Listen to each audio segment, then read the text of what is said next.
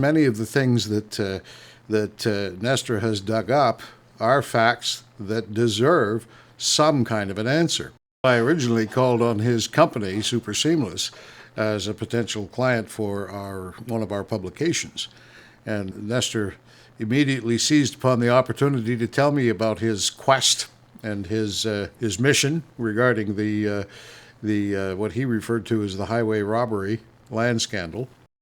Well, my first reaction to that was, I'm not certain. I was quite surprised, frankly, at his passion for that discussion.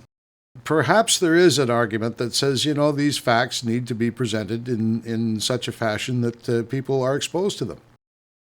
I'm not typically encountering people that are so adamant about something, and I admittedly thought of him as a bit of an eccentric. But as time went on, I sort of reflected upon some of the things that he had said.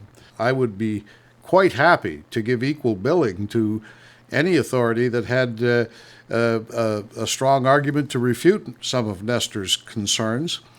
There are so many things that demand response and explanation.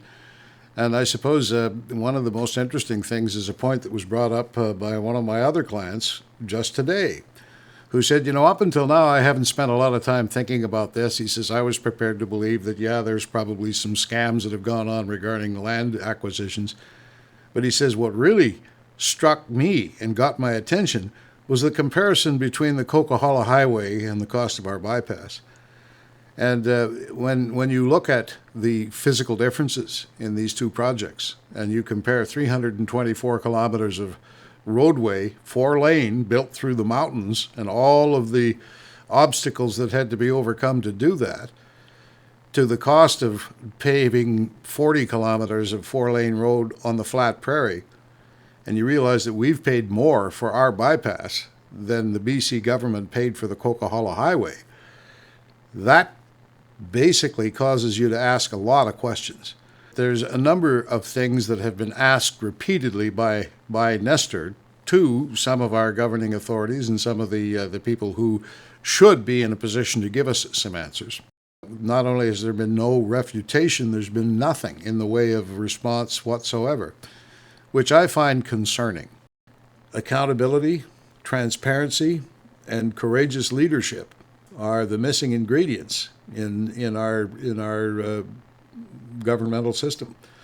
And those ingredients only come from individuals who are willing to have the courage to stand up, whether they be elected or not elected.